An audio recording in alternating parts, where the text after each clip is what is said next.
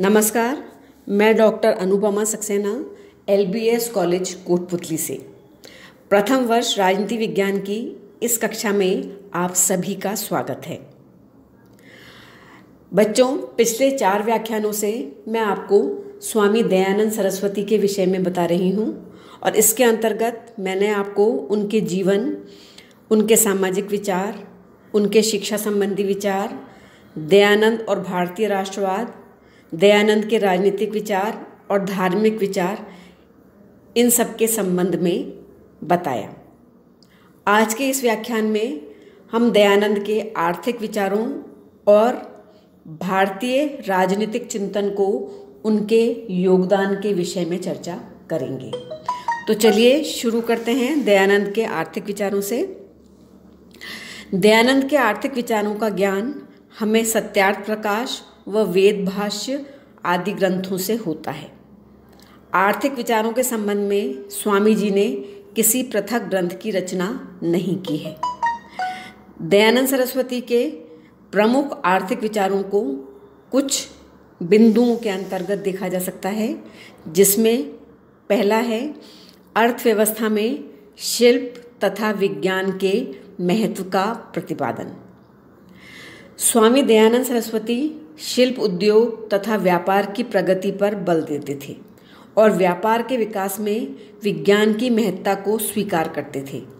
उनका मानना था कि आर्थिक उत्पादन में वैज्ञानिक उपकरणों, विद्युत सदृश्य प्राकृतिक प्रदत्त शक्तियों तथा विविध प्रकार के उपकरणों का प्रयोग किया जाना चाहिए। उनका मत था कि मनुष्यों को ऐसे यानों का निर्माण करना चाहिए जो यांत्रिक शक्ति द्वारा आकाश में चलते हों और जिनसे कुछ ही समय में दूरस्थ स्थान की यात्रा की जा सके। दयानंद ने दरिद्रता को दुख की संज्ञा दी। उनका मानना था कि उद्योग तथा शिल्प का विकास करके मनुष्य के दरिद्रता रूपी दुख को कम किया जा सकता है। दयानंद ने न केवल आंतरिक व्यापार का उल्लेख किया, बल्कि समृद्धि के लिए विदेशी व्यापार को भी उपयोगी माना। अपने आर्थिक विचारों के अंतर्गत दयानंद सरस्वती ने कृषि तथा पशुपालन की महत्ता का भी प्रतिपादन किया। दयानंद सरस्वती ने शिल्प के साथ साथ कृषि तथा पशुपालन की महत्ता को भी स्वीकार किया। पशुधन में वे गाय को अत्यंत उपयोगी मानते थे, अतः वे गौवध के विरोधी थे। उन्होंने लिखा था कि राजपुरुषों को चाहिए कि वे गाय, घोड़े आदि वीर उपकारी जीवों की कभी भी हत्या न करें। गौ आदि पशु दूध आदि पदार्थों को देकर सबका उपकार करते हैं, अतः हमेशा उनकी रक्षा की जानी चाहिए। दयानंद ने कृषि के संबंध में विचार प्रकट करते हुए कहा कि कृषि के लिए भूमि का समुचित उपयोग किया जाना चाहिए ताकि देश का आर्थिक विकास संभव हो सके। आर्थिक विचारों के अंतर्गत उन्होंने उत्पादन संबंधी कार्य का भी उल्लेख किया। दयानंद के मत में संपत्ति के उत्पादन का कार्य वैश्यों का है। खेती, पशुपालन, शिल्प, उद्योग, व्यापार आदि सब आर्थिक कार्य वैश्य वर्ण के लोगों द्वारा किए जाने चाहिए। अवसर और प्रयत्नों के पश्चात भी जो मनुष्य विद्या प्राप्ति में असफल रहे हों, दयानंद ने उन्हें शूद्रों की संज्ञा दी है। दयानंद के अनुसार शूद्र स्वतंत्र रूप से व्यापार करने में सक्षम नहीं हो सकते, अतः उन्होंने शूद्रों को शारीरिक श्रम का कार्य सौंपा है। शूद्र वैश्यों की कृषि, पशुपालन आदि में सहायता करेंगे। खेतों और कारखानों में स्वामित्व वैश्यों का होगा।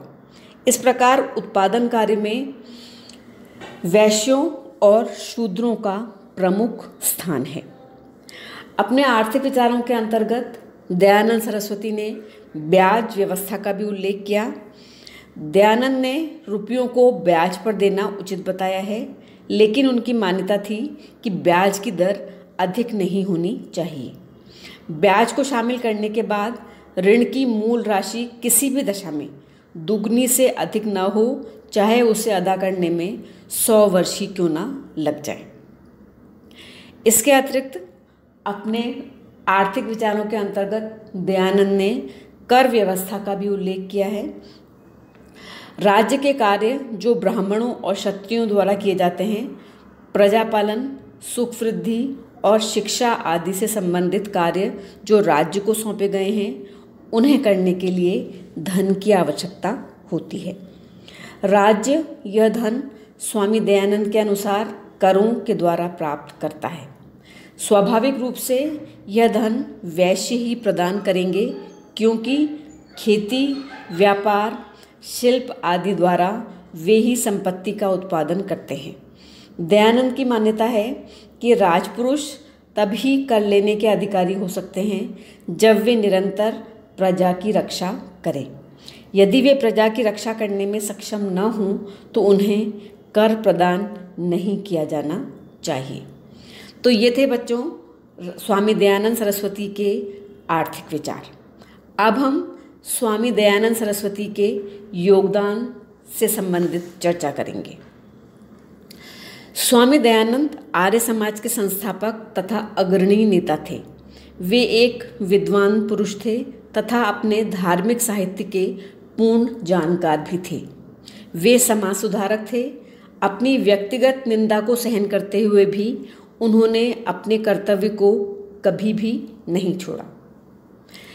दयानंद सरस्वती के संबंध में ये विचार मैक्स मूलर के हैं। स्वामी दयानंद सरस्वती उन महापुरुषों में थे जिन्होंने आधुनिक भारत का निर्माण किया। भारत के आचार संबंधी तथा धार्मिक पुनरुद्धार में दयानंद सरस्वती का महत्वपूर्ण योगदान है। स्वामी दयानंद को मैं एक धार्मिक तथा सामाजिक सुधारक तथा कर्मयोगी मानता हूँ। दयानंद के संबंध में ये विचार सुभाष चंद्र बोस के हैं। 19वीं शताब्दी में प्रारंभ हुए धार्मिक सामाजिक पुनर्जागरण आंदोलन में स्वामी दयानंद सरस्वती का महत्वपूर्ण योगदान है। उनका दृष्टिकोण मानवतावादी था। वे भारत के प्राचीन गौरव को पुनर्स्थापित करना चाहते थे। अपने इस उद्देश्य की प्राप्ति के लिए वे जीवन पर्यंत प्रयत्नशील रहे।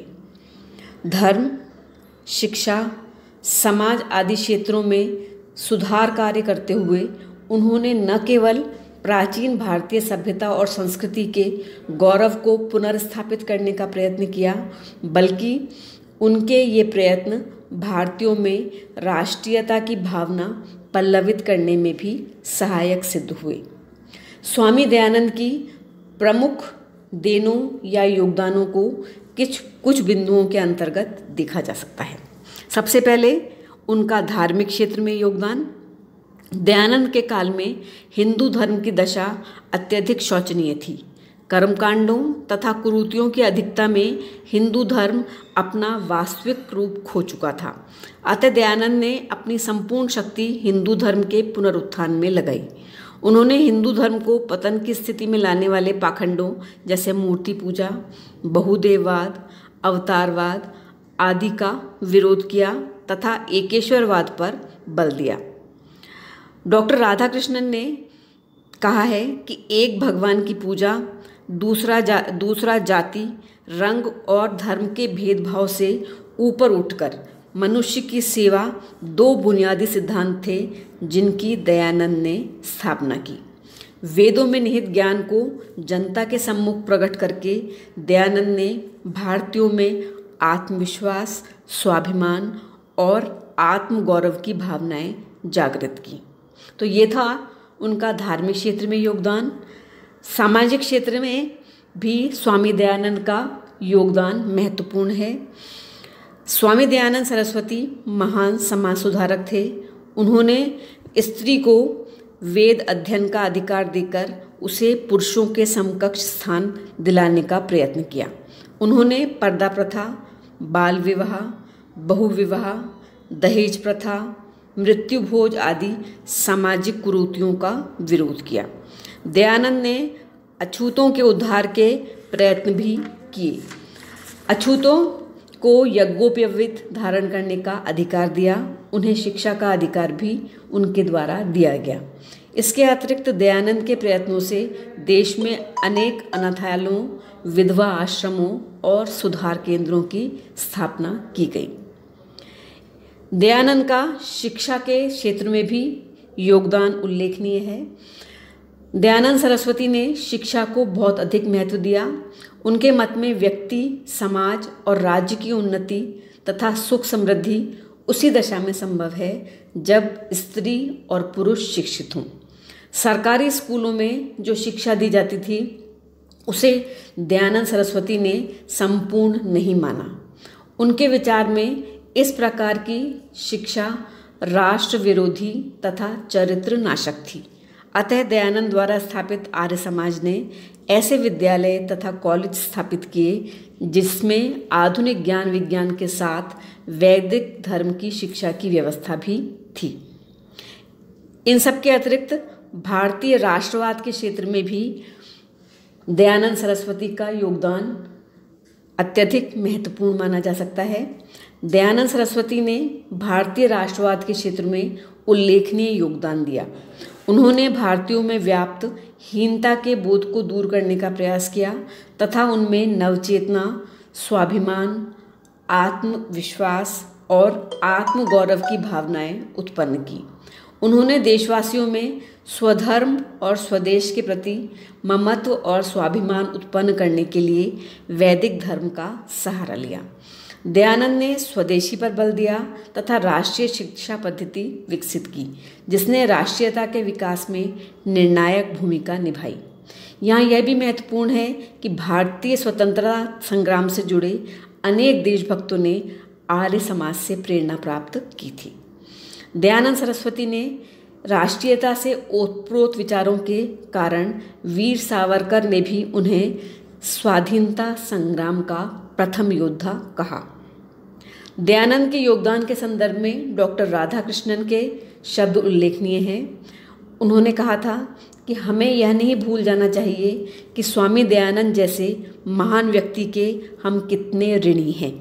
जैसा दयानंद का विचार था, हमारा राष्ट्र तभी शक्तिशाली बन सकेगा जब हम मनुष्य द्वारा बनाए गए विभिन्न भेदभावों को दूर कर देंगे, जब हम एक ही प्रकार के मानव जाति बन जाएंगे और एक राष्ट्र के रूप में खड़े होंगे। दयानंद के इस विचार का महत्व इसलिए और भी ज़्यादा है कि हम अब भी बहुत सी बेकार की बातों को लेकर एक दूसरे पर कीचड़ उछाल रहे हैं और लड़ रहे हैं। यदि हम अतीत से नहीं सीखेंगे तो हमें अतीत को फिर से भुगतना होगा। इस सबक को हमें भली भांति मस्तिष्क में बिठाना होगा। यदि हमें अतीत से सीखना है तो हमें इस सबक की भी बड़ी आवश्यकता है। मतभेद भूल जाओ, आपस में मत लड़ो, एक उच्च सत्ता में विश्वास करो और सभी लोगों को उच्च सत्ता की संतान समझो। तो ये था बच्चों दयानंद सरस्वती का भारतीय समाज और धर्म के क्षेत्र में योगदान। इस व्याख्यान में मैं आपको इतना ही बताऊंगी और इसी के साथ हमारा दयानंद सरस्वती से संबंधित ये चैप्टर भी समाप्त हो गया है। अगले व्याख्यान में मैं आपको गोखले के विचारों से अवगत कराऊंगी जिनका पूरा नाम था गोपाल कृष्ण गोखले। धन्यवाद।